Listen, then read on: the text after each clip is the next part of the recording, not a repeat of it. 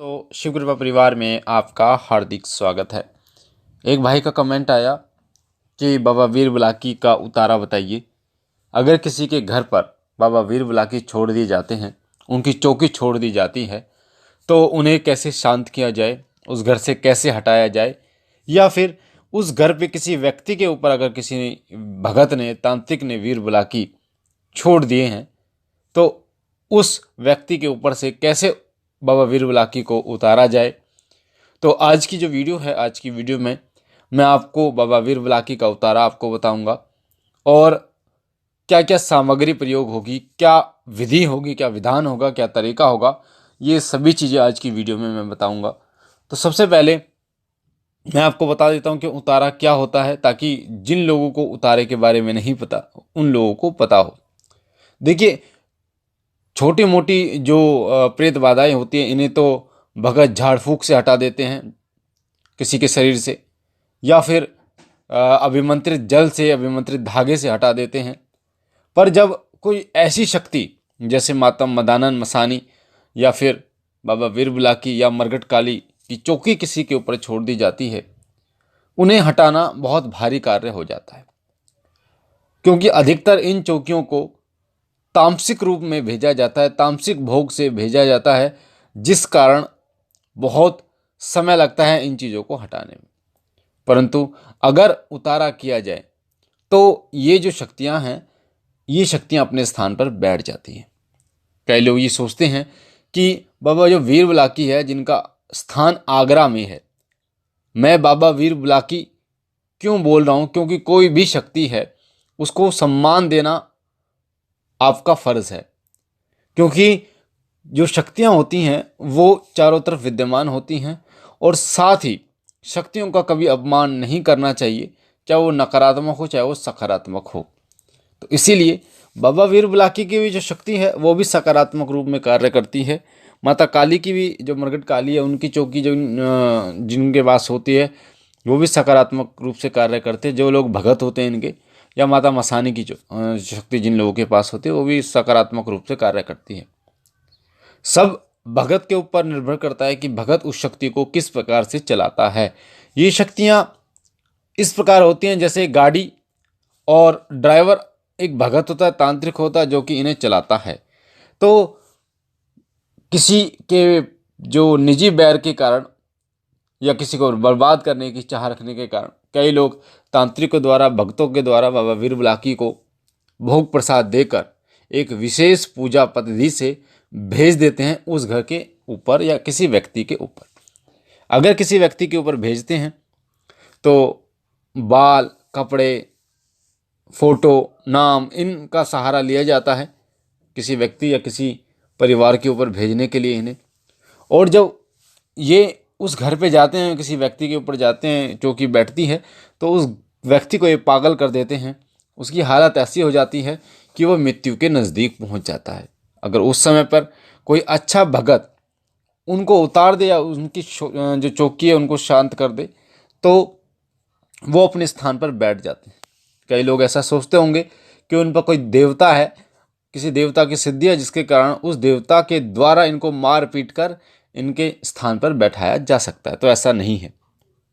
शक्तियों को कभी भी मार पीट कर उनके स्थान पर नहीं बैठाया जाता। इनसे विनम्र निवेदन करके या इनके स्थान पर जाने का आग्रह करके, इनका भोग प्रसाद देकर ही इन्हें शांत किया जाता है। तो जो भगत होते हैं वो बाबा वीर बुलाकी को जब किसी के सिर से, यानी किसी व्यक्ति के या किसी परिवार के ऊपर से जब उतारते हैं, तो उसका भी यही महत्व होता है कि जो भगत के पास शक्ति होती है, उस शक्ति के द्वारा बाबा वीर बुलाकी को उनके स्थान पर बैठाया जाता है, वो भी सम्मान सहित, और जिसके कारण वो अपने स्थान पर बैठ भी जाते हैं। तो बाबा वीर बुलाकी का उतारे में क्या क्या सामग्री प्रयोग होगी, पहले आपको मैं वो बता देता हूँ। आपकी वीडियो स्क्रीन पर आपको सामग्री दिख रही है, जिसमें एक आपको नारियल चाहिए, पानी वाला नारियल आपको चाहिए होगा। एक सिगरेट आपको चाहिएगी। 5 बूंदी के लड्डू आपको चाहिए होंगे। 7 प्रकार की मिठाई आपको चाहिए होगी। 7 प्रकार की मिठाई का मतलब मिठाइयों में से एक एक टुकड़ा हो जाएगा, जैसे एक बर्फ़ी हो गई, एक रसगुल्ला हो गया, एक कलाकंद हो गया, एक लड्डू हो गया, इस प्रकार से। और एक अंडा हो गया। ये सामग्री आपको चाहिए। दोबारा बता रहा हूँ आपको, एक पानी वाला नारियल आपको चाहिए होगा, एक सिगरेट चाहिए होगी। ये पानी वाला नारियल का कहने का मतलब है जटा वाला जो नारियल होता है, जटा वाला नारियल आपको चाहिए। एक सिगरेट, 5 बूंदी के लड्डू, 7 प्रकार की मिठाई, एक अंडा, ये सामग्री आपको चाहिए होगी। अब क्या करना है इस सामग्री से, किसी भी मंगलवार की सुबह आपको इस उतारे को करना है। किसी भी मंगलवार की सुबह को आपको इस उतारे को करना है। क्या करना है, इस सभी सामग्री को आपको किसी पॉलिथीन में आप डाल लीजिए। और उसके बाद जो रोगी व्यक्ति है, एक बात और मैं बता दूं, इस उतारे को अगर चाहें तो आप भी इस उतारे को कर सकते हैं, पर अधिकतर भक्तों के हाथ से ही इस उतारे को किया जाता है।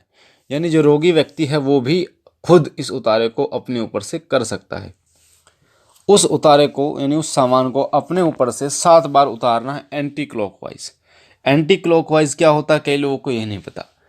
यानी जिस तरीके से घड़ी चलती है उसके उल्टा, घड़ी चलती है उल्टे हाथ से सीधे हाथ की तरफ, पर उतारा जब ये उतारोगे तो सीधे हाथ से उल्टे हाथ की तरफ आपको अपने सिर के ऊपर से, या जो व्यक्ति इनसे पीड़ित है उसके सिर के ऊपर से, या फिर जिस परिवार पे ये है उस परिवार के सभी लोगों को बिठाकर उनके सिर पे से उल्टा यानी एंटी क्लॉकवाइज आपको 7 बार उतारना है।